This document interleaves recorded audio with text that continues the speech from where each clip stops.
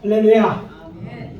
누가 대한민국에 나는 최고의 축구 스타가 누구냐 묻는다면 아마도 많은 분들이 손흥민 선수를 꼽을 것입니다. 차범근 선수가 원조 축구 스타였다면 2002 한일 월드컵 4강의 주경이었던 이제 박지성, 이영보, 설경 여러 명을 말할 수 있을 것입니다. 이후 한국 선수들이 전 세계 여러 나라에서 이름을 알렸지만 손흥민만큼 전 세계 여러 나라의 폭넓은 를 가지고 있는 선수는 없을 것입니다. 많은 분이 이미 소식을 들어 알고 계시겠지만 지난 12월 10일 그의 이전 홈팀이었던 토트넘과 슬라비아 프라흐 체코팀이죠. 유로파리그 이제 6차전 경기 전에 거행된 그의 고별 행사가 있었습니다.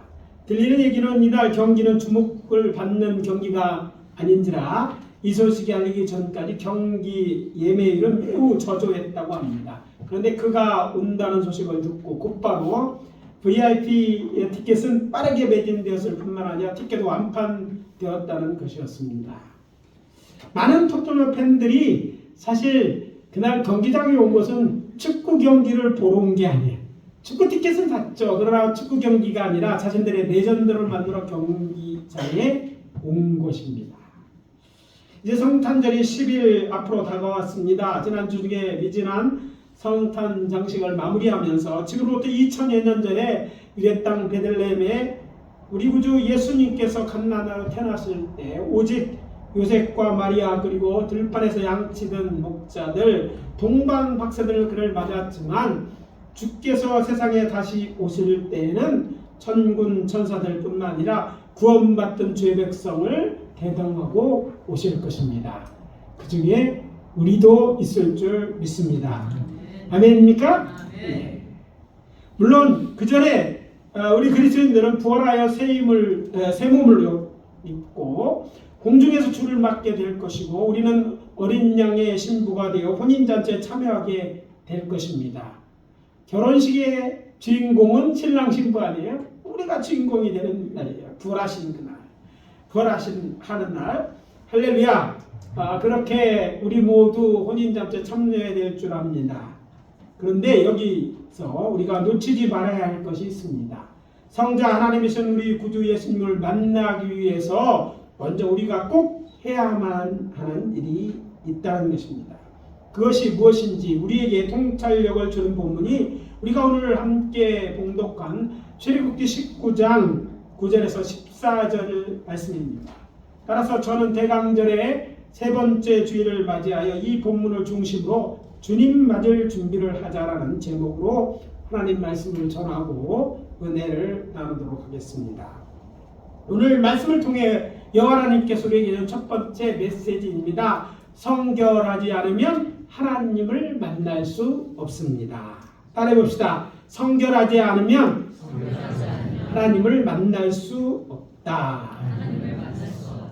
오늘 이야기 우리가 잘 알고 있는 것으로 이스라엘 자손이 시내에 살아서 여호와 하나님과 만나기 전에 무엇을 준비했는지 알려주는 말씀입니다. 다시 한번 생각해 봅시다. 모세는 여호와 하나님의 보내심을 받고 애굽으로 돌아갔습니다. 그는 많은 군사를 데리고 가는 것이 아니에요. 단지 그의 지팡이를 손에 잡고 이제 그가 말이 전하자가 형 아론을 붙여줬으니까 아론을 대고 애굽 왕 바로를 찾아가서 하나님의 말씀을 전합니다. 여호와께서 말씀하시기를 내 백성을 보내라. 그러면 그들이 광야에서 내 앞에서 절기를 지킬 것이니라. 당시 이스라엘 자손은 고대 근동 지방의 강대국 애굽 왕의 노예로 살고 있었습니다. 그가 손에 잡은 지팡이로 우리가 잘 알고 있는 여러 가지 기적과 이사를 일으켰고 애굽 왕 바로는 결국 그의 요구대로 저들을 보낼 수밖에 없습니다. 이렇게 모세는 이제 이스라엘 백성을 애굽에서 이끌고 나와서 90일 만에 마침내 이스라엘 자손을 인도하여 미디안 땅 시내 광야로 돌아온 것입니다. 모세는 하나님의 산 호렙에 올라갔고 여호와 하나님께서는 그에게 너희가 내 말을 잘 듣고 내 언약을 지키면 너희는 모든 민족 중에서 내 소유가 되겠고 너희가 내게 대하여 제사장 나라가 되며 거룩한 백성이 되리라 말씀하셨고 이스라엘 자손은 일제히 이 말에 여호와께서 명령하신 대로 우리가 다 행하리라고 약속하였습니다. 모세가 이 소식을 여호와께 전하자 주께서는 모세를 통해서 말씀하셨는데 그것이 오늘 본문입니다. 나 여호와가 온 백성의 목전에서 시내산에 강림할 것이다. 내가 그들을 만나러 시내산에 강림할 것이다. 시내산에 갈 것이다. 그런 얘기죠. 와, 하나님이 사람들, 당신의 백성을 만나러 온다는 사실이죠. 너희 하나님, 내가 내 백성 너희를 만나겠다는 선언이었던 것입니다. 그러므로 너희는 이틀 동안 나를 만날 준비를 하고 기다리라. 그러면 내가 온 백성의 목전에서 시내산에 강림할 것이다. 그러니까 이 말씀은 우리에게 하나님의 백성이 그들의 하나님을 만나려면 어떤 준비를 해야 하는지 통찰력을 줍니다. 지난주에 저는 대림절은 예수 그리스도의 초림과 재림에 대해 준비하는 절기라 말씀드렸습니다. 지금부터 2000년 전 우리 주님은 저희 때 베들레헴에 태어나신 것처럼 이제 주님은 다시 우리에게 오실 것입니다.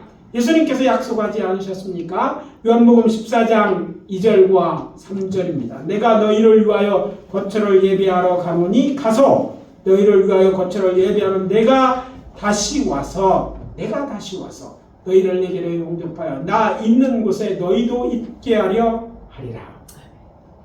사도 요한도 말하지 않습니까? 요한계시록 19장 11절입니다. 또 내가 하늘이 열린 것을 보니 보라 백마와 그것을 탄 자가 있으니 그 이름은 충신과 진실이라. 그가 공의로 심판하여 싸우더라. 또 13절에 16절입니다. 또 그가 피 뿌린 옷을 입었고 그 이름은 하나님의 말씀이라 칭하더라. 하늘에 있는 군대들이 희고 깨끗한 세마포옷을 입고 백마를 타고 그를 따르더라. 그의 입에서 예리한 검이 나고 그것으로 만국을 치겠고 친히 그들을 철장으로 다스리며 친히 하나님 곧 전능하신 이의 맹렬한 진노의 틀을 밟겠고 그것과 그 다리에 이름 쓴 것이 있으니 만왕의 왕이요 만주의 주니라. 아멘. 우리를 위해 또 다시 사신 그분이 이제 다시 오시겠다는 것입니다. 그분을 우리가 신랑으로 맞게 될 것이고 그분과 함께 이제 세상에 다시 와서 그분이 통치하시는 나라에 우리가 함께 하게 될 것입니다. 놀라운 일이 아니겠습니까? 자, 사람들은 이 세상, 지금 우리가 알는 세대를 뭐라고 얘기합니까? 만세라고 말합니다. 세상 끝, 즉 세상 끝이 가깝다는 말이죠. 문제는 과연 나는 다시 오실는 부활의 주님을 만날 준비가 되어 있느냐 하는 것입니다.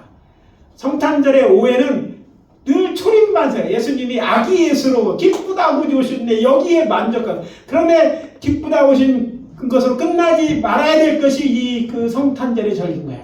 다시 오시는 주님을 생각하고 다시 오실 그분과 만날 일을 우리가 생각하는 성탄절이 되어야 되는데, 안타깝게도 교회는 절기에는 그렇게 되어 있지만, 그것이 맞지만 그분에 대해 별 감각이 없어요. 더욱 놀라운 것은 주님 다시 만날 생각이 없으니까 그것을 위한 준비가 되어 있지 않으면, 갑자기 오신다면, 그러니까 뭐예요? 내 생각 같아서는 나도 부활을 받을 것 같은데 그 부활에 참여하지 못할 자가 있을지 모른다는 거죠. 불상사예요. 지나간 것, 이미 오셨던 것 환영해야 될 일입니다. 기뻐해야 될 일이죠. 그래서 우리가 구원을 얻었으니까 죄사함을 얻었으니까 얼마나 기쁘고 좋은 일입니까?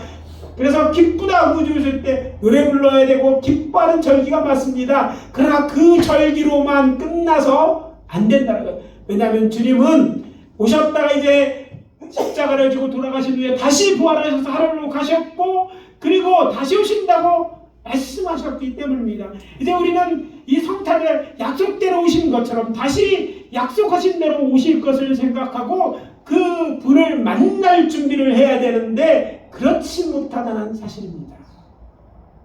이제 주님이 다시 올 때는 더 이상 연약한 모습으로 오지 않습니다. 여기 보니까 군대들을 거느리고 백마를 타고 왕으로서 철장 권세로 다스리는 하나님으로서 오시겠다는 얘기예요. 따라서 우리는 다시 오시는 주는 만날 준비가 되어 있는 자에 대한 이제 답을 해야 될 때인 것입니다. 오늘 본문을 통해서 발견할 수는 어떻게 그러면 주님 만날 준비를 하는가에 대한 대답, 여호와께서 모세에게 한 말씀 속에 있습니다. 너는 백성에게로 가서 오늘과 내일 그들을 성결하게 하며 그들에게 옷을 빨게 하라. 출애굽 19장 10절입니다. 이것이 답입니다. 중동부학생 시험 끝났어요? 시작되죠? 예. 답을 쓰는 게 중요해요. 답만 쓰세요. 네, 답만 쓰는데 그렇습니다. 어떻게 준비하느냐? 그 답이 바로 이것이라는 거예요. 뭐예요? 그들을 성결하게 하며 그들에게 옷을 빨게 하라. 성결해야 된다. 그들의 옷을 빨게 하라는 거. 하며 그들의 옷을 빨게 하라. 여호와께서 이스라엘 자손에게 성결을 명령하신 것입니다. 너희가 나 만나려면 내가 강림할 것인데 나를 만나게 될 것인데 3일날 후에 만날 것에 그 전에 애들은 성결하라는 것이에요. 그렇다면 왜 하나님은 저들에게 성결을 요구하신 것일까요? 그것은 여호와 하나님께서 거룩하신 하나님이시기 때문입니다. 성결하지 않으면 하나님을 만날 수도 하나님과 사귐을 가질 수도 없음을 기억하십시오. 하나님은 거룩하신 하나님이에요. 그러니까 그분을 만나려면 우리는 그분과 사귐이 있으려면 우리는 성결해야 하는 것입니다. 오늘 말씀을 통해 주시는 여호와 하나님께 우리에겐 두 번째 메시지입니다. 성결하기 위해 흐른 물에 빤 깨끗한 옷을 입어야 합니다. 따라해 봅시다. 성결하기 위해 흐르는 물에 빤 깨끗한 옷을 입어야 한다. 그럼 깨끗하게 보이려면 깨끗한 옷을 입는 것, 우리가 상식적으로 그렇잖아요. 이 사례를 잘 보이는 말씀은 본문에 이어지는 20절 이하의 말씀입니다. 여호와께서 모세에게 이르시되 내려가서 백성을 경고하라. 백성이 밀고 들어와 나 여호와께로 와서 보려고 하다가 많이 죽을까 하노라. 그냥 나를 보러 온다면 어떻게 죽을까를 염려하기 때문에 성결하라고 말하는 것이다 이게요. 여러분 하나님 만나겠는데 많은 사람들이 야 하나님 보여줘 그러면 내가 믿는다는 생각하는 사람 참 많아. 근데 미련 곰퉁이도 그런 곰퉁이 하나님의 제 친구예요. 대통령도 한마디 만날 수 없는데 하나님 뭐 그럴 수도 있지. 그건 당신 생각이고 네 생각이고 죄인이 하나님을 만난다는 것은 곧 그 죄인에겐 죽음을 이해하는 거예요. 하나님은 죽일 수밖에 없는 거예요. 그러나 죽지 않게 하기 위해서 성결하라고 말하는 거예요. 이 점을 놓치지 말아야 돼요. 하나님 백성 곧 이스라엘 말합니다. 저들이 하나님 백성일지라도 저들이 하나님을 보려고 왔다가 죽을 것을 염려해서 하신 말씀입니다. 나는 하나님의 백성이야. 그럼에도 불구하고 죽을까 한다는 얘기인 거예요. 그것은 이스라엘 백성에게만 해당되는 것이 아니었습니다. 여호와께 드리는 제사장들도 마찬가지였습니다. 22절입니다. 여호와께에게 가까이 하는 제사장들에게 그 몸을 성결히 하게 하라. 나 여호와가 그들을 칠까 하노라. 너희 몸을 깨끗하게 하지 않으면 내가 칠까 한다. 무슨 얘기예요? 하나님이 치신다는 것은 곧 죽음을 의미해요. 죽을까? 니들이 내 제사장으로 임명받았지만 지금 그들이 깨끗하지 않으면 그 몸을 성결하게 하지 않으면 그들이 죽을까봐 그러니까 너희를 깨끗하게 하라. 성결하게 하라는 거예요. 대제사장이 누구입니까? 하나님과 사람 사이의 중재자가 아닙니까? 출애굽기 28장에서 제사장 모세에 대해 말씀하면서 대제사장 아론이 입은 예봇에 대해서 말씀하면서 대제사장 쓰게 될 관 위에 숭구로 패를 만들어 도장을 새기는 법으로 여호와께 성결이라고 새겨 관 위에 매라 명령하셨습니다. 제사장을 딱 볼 때 제사장의 모습을 볼 때 제일 그 머리에 흰 관을 쓰고 거기에 금으로 새긴 글자를 보게 하라는 거예요. 뭐라고 새기라고 하십니까? 여호와 앞에서 성결, 여호와께 성결이라고 쓰라. 여호와께 카도시아들 여호와께 성결하라. 보고 성결하게 하라고 새기라고 명령하신 거예요. 이것은 모든 사람은 여 앞에서 성결해야 된다는 메시지입니다. 적어도 하나님을 만나고자 하는 사람, 하나님과 사귐이 있고자 하는, 하나님을 예배하는 자에게 성결은 기본이요 필수적인 거예요. 왜? 하나님이 거룩하신 하나님이기 때문에, 하나님이 저를 치실 것일지 모르기 때문에 하나님이 하시는 거예요. 우리가 믿고 섬기는 하나님, 이스라엘 하나님은 거룩하신 하나님이십니다. 여호와께서 말씀하십니다. 나는 너희의 하나님이 되려고 너희를 애굽 땅에서 인도하여 낸 여호와라. 내가 거룩하니 너희도 거룩할지니라. 레위기 11장 45절입니다. 하나님은 거룩하십니다. 그러니까 하나님은요, 자신만 거룩하냐, 하나님과 사귀고자 하는 만나는 자들에게도 거룩을 요구하신 거예요. 19장 2절에 보면 모세에게 다시 말씀하십니다. 너는 이스라엘 회중에게 말하여 이르라. 너희는 거룩하라. 이는 나 여호와 너희 하나님이 거룩함이라.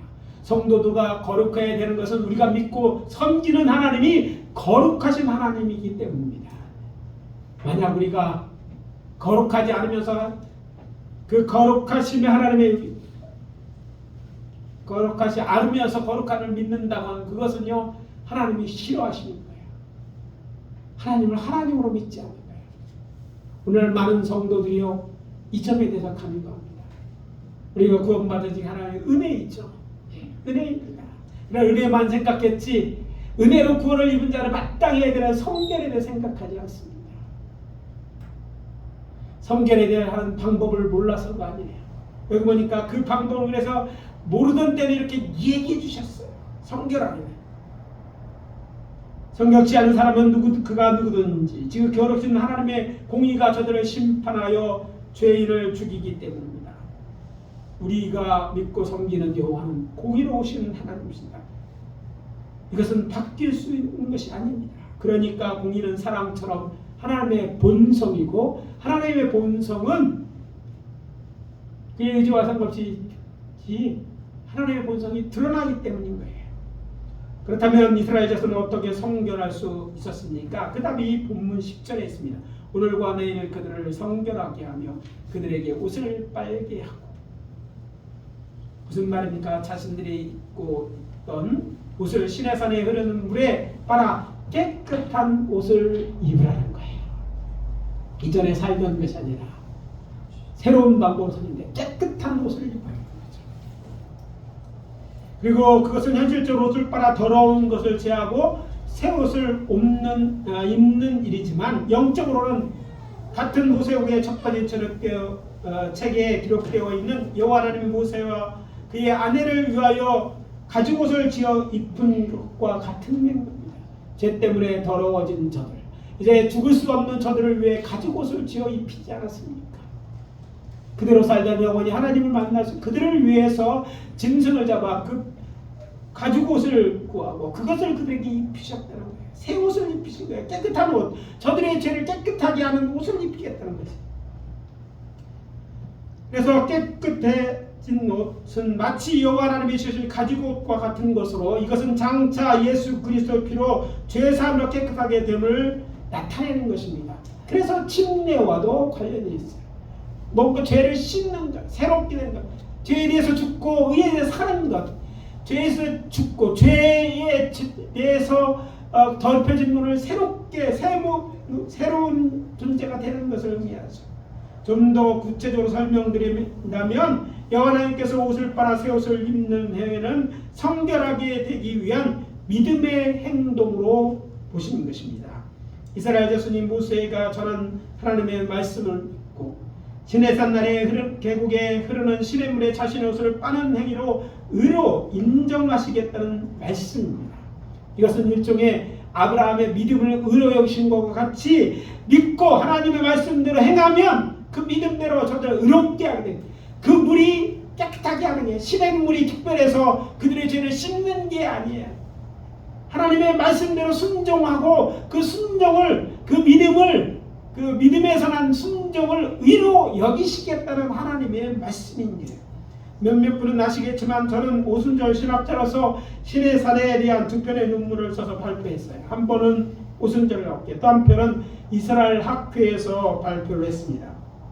저는 그 중에 첫 번째 전문에서 모세오경에 언급된 시내산을 우리나라 사우디아라비아 타북 지방에 있는 라우즈산이라고 주장했습니다. 뭐 다른 거 다 빼고 가장 두드러진 성서주의적 이유는 그곳이 미디안 땅이고, 미디안 땅은 그 옛날이나 지금에 그곳에 있지 결코 시나이 반도에 있지 않아요. 다른 어떤 곳에 있잖아요. 학자들은 여기 있다 저기 있다 여기 했는데 성경이 뭐라고 미디안 땅에 있었다는 거예요. 미디안 땅 광야에서 주님이 모세를 만나잖아요.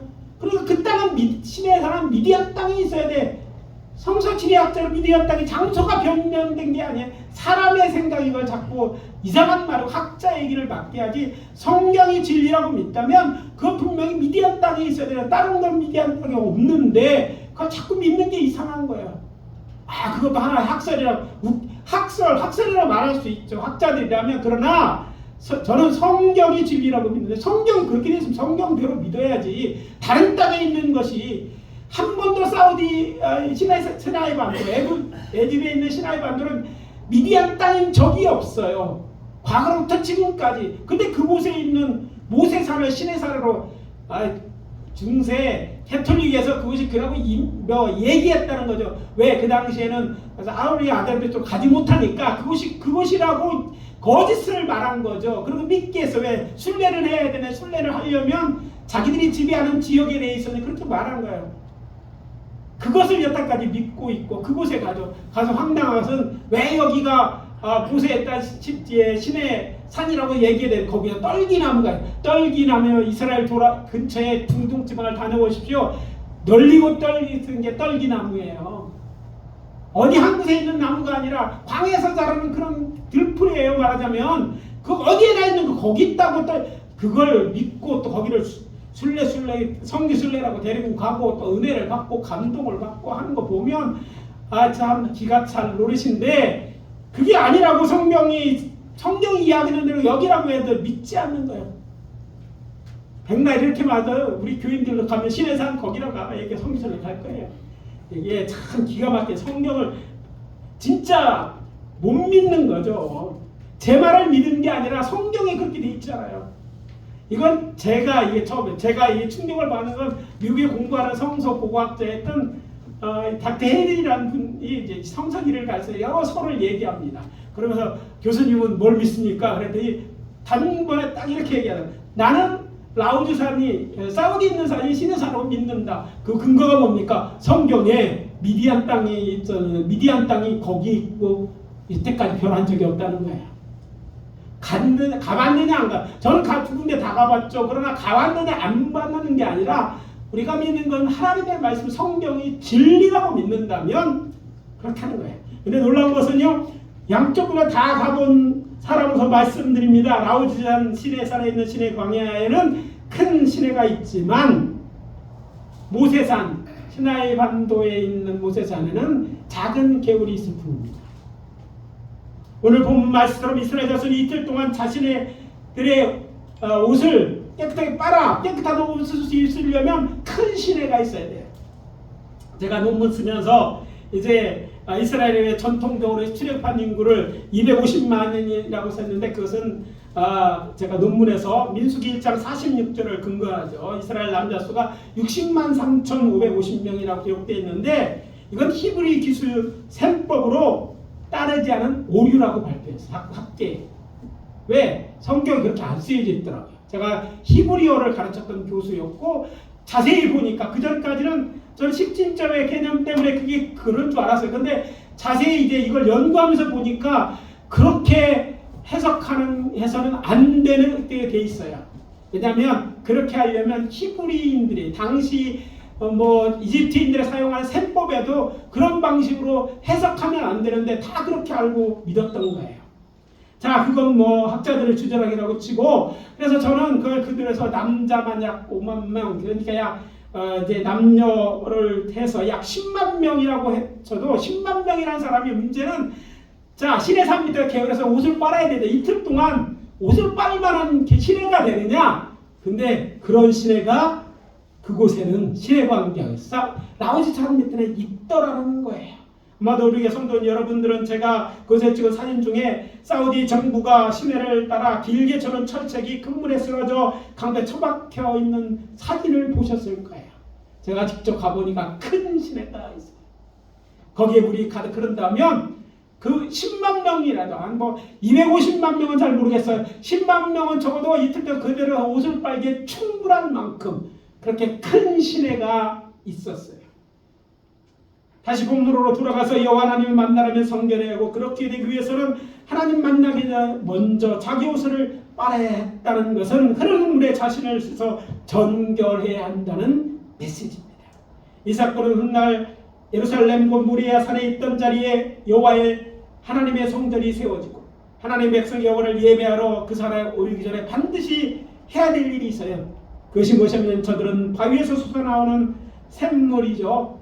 예루살렘의 유일한 샘물인데 그게 시온 샘물인데 거기서 물을 길어다가 메크베라고 하는 정결탄의 그물을 찢는 전통이 만들어진 거예요. 성전에 가는 사람들은요, 저기에 성전산에 올라가기 전에 미리 그곳에 가서 몸을 씻어야지만 성전산에 올라갈 수 있어요. 성전산, 예루살렘 성, 하나님이 계시겠다는, 하나님을 만나러 가기 위해서 그들은 뭐예요? 먼저 자신의 몸을 정결하게 했다는 거예요. 이것이 이스라엘의 전통이 되었고, 오늘날도 이제 이스라엘 성지순례에 가면 예루살렘 성 남쪽에 고각적 변에 그 보면 수가 많은 그 메크가 있는 것을, 바위에 메크가를 파는 정결탕이 있는 것을 볼 수 있어요. 정결하게 돼야만 하나님의 성전에 가고 하나님을 예배할 수 있는 거예요. 하나님이 우리 동네 이웃 아저씨가 아니지 않습니까? 그 하나님 만나는데 그냥 오면 만날 수 있는 게 아니에요. 하나님은 하나님을 만나기 위해 요구하시는 것인데, 우리가 정결한 자만이 하나님을 만날 수 있다는 거예요. 이 메시지가 오늘 우리들에게 메시지가 되어야 될 줄 믿습니다. 베드로 사도도 다른 교회들에게 말합니다. 오직 너희를 부르신 거룩한 이처럼 너희도 모든 행실에 거룩한 자가 되라. 기록되어서 내가 거룩하니 너희도 거룩하라 할지니라 하셨느니라. 베드로전서 12장 15절 16절입니다. 거룩하게 되는 것, 거룩한 자가 되는 것, 이것은 이스라엘 자손에게만 향한 것이 아니에요. 영적 이스라엘은 하나님 백성 우리 모두에게, 즉 구유에게 해당된 이야기이기도 한다는 거예요. 사도 요한은 하늘하신 주께서 계시로 주신 말씀을 이렇게 적고 있습니다. 보라, 내가 도둑같이 오리니 누구든지 깨어 자기 옷을 지켜 벌거 벗고 다니지 아니하며 자기의 부끄러움을 보이지 아니한 자는 복이 있도다. 요한계시록 16장 15절입니다. 높은 자리에 오른 자, 돈이 많은 자, 장수하는 자, 이런 사람들 세상은 복이 있다고 하지만 하나님이 말씀하시는 복 있는 자는 그런 자가 아니에요. 죄 씻음을 받은 자, 거룩한 자가 복이 있는 거예요. 이어진 19장 7절 8절입니다. 어린 양의 혼인계약이 이르렀고 그의 아내가 자신을 위해 준비하였으므로 그에게 빛나고 깨끗한 세마포를 입도록 허락하였으니 이 세마포 옷은 성도들의 옳은 행실이로다 하더라. 세마포 옷은 성도들의 옳은 행실이다. 성서시대의 세마포 옷은 아마 곧 배실을 싸서 만든 흰옷을 말합니다. 따라서 신약시대의 세마포수의 원형은 이스라엘 자손이 하나님을 만나기 위해 시내산의 아래에 흐르는 시냇물에 정결하게 하기 위해 빨아 입은 옷입니다. 그리고 대제사장이 성소에서 제사장 직분을 수행하기 위해 가는 배실로 짠 반포 소국이나 예복 같은 거룩한 옷입니다. 이 말씀들이 오늘 우리들에게 주는 메시지가 무엇입니까? 다가올 성탄을 준비하면서 우리는 무엇보다 우리 자신을 돌아보고 죄가 있다면 회개해야 할 것입니다. 죄인이 성결케 되는 방법은 회개하는 방법밖에 없습니다. 예수 그리스도께서 세상에 전한 첫 번째 무엇입니까? 회개하라, 천국이 가까이 다니느니라. 그것이 아닙니까? 마태복음 4장 17절. 하나님의 백성이 되려 하나님에 들어가려면 회개해야 된다는 거예요. 하나님의 단지 들어간다, 하나님의 나라가, 하나님의 백성이 된다, 하나님을 만난다는 것 같은 의미가 있는 거예요. 성결하지 못하면 하나님을 만날 수 없다는 첫 번째 메시지를 잊지 마십시오. 아니, 그것으로 충분하지 않습니다. 우리는 항상 하나님 말씀대로 살 때 모든 행실에 거룩한 자가 되어야 할 것입니다. 예수님처럼 성결하게 살아 세상에 빛이 되는 것이 하나님의 뜻입니다. 이거는 물어봐서 아는 게 아니라 이미 밝혀놓은 거예요. 하나님을 만나는 일이 어찌 예수께서 재림하실 때뿐이겠습니까? 우리는 매주일 이제 예배당에 나와 예배를 통해 하나님을 만나지 않습니까? 이때 또 똑같습니다. 먼저 죄를 깨끗이 씻어 회개하라. 곧 죄를 통해 자복하는 일이 있어야 됩니다. 예배를 계획할 때 늘 거기서는 회개가 먼저인 거예요. 여러분, 이 자리에 올 때 그냥 와서 앉았다면 다음부터는 오셔서 미리 좀 오셔서 먼저 우리 자신을 돌아다보고 회개하십시오. 회개하십시오. 정말 좋은 일은 앉아서 회개할 일이 없는 거예요. 할렐루야. 여러분, 회개하는 게 당연한 게 아니에요. 죄가 있어야 회개하는데 죄 회개할 것이 없는 의인으로 하나님 옆에 나온다. 이게 하나님을 더 깊이 하는 거예요. 옳은 삶을 살라는 얘기죠. 회개는 죄인이 정결케 되는 유일한 방법이 틀림이 없지만 하나님의 은혜로 죄사함을 얻고 거룩한 하나님의 백성이 되었을 때 죄짓고 회개하기를 반복하는 것, 바른 신앙생활의 모습이 아니에요. 대신 장차 세상에 다시 오시는 우리 구주 예수님의 그리스도의 신부로서 거룩한 삶을 살아야 합니다. 다른 말로 표현한다면 빛나고 깨끗한 옷을 입어야 한다는 말입니다. 그러니까 성도들 옳은 행실로 옷 입는 성도가 되는 것이 그리스도의 신부로서 합당하다는 말씀입니다. 그리고 그것은 선택이 아니라 필수입니다. must be. 그렇게 되어야만 합니다. 그래서 말씀드립니다. 그리스도의 흠없는 신부로서 성결하게 살기를 결단하고 그렇게 삽시다. 주님이 언제 다시 올지 정확히 알 수는 없겠지만 언제 오시더라도, 아니 오늘 밤에 오시더라도 벌거벗은 것까지 부끄러운 모습을 보여드려서는 결코 안 될 것입니다. 그의 아내가 자신을 위해 준비하였으므로 그에게 빛나고 깨끗한 세마포 옷을 입도록 허락하셨으니 이 세마포 옷은 성도들의 옳은 행실이로다. 세마포 옷을 입고 주님 오시기를 기다립시다. 아멘입니까? 네. 이제 오늘 말씀 마무리합니다. 성결하지 않으면 하나님을 만날 수 없습니다.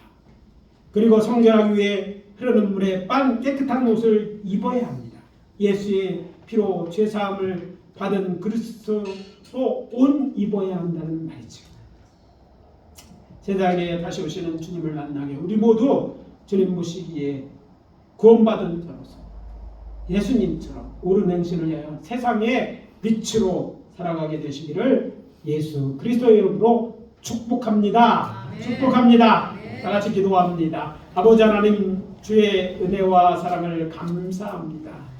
성탄 주님이 이때 오신 것을 기념하여 다시 오시는 걸 기념하면서 저희들에게 주님마저 준비하라고 이 말씀 우리에게 주신 줄 믿습니다.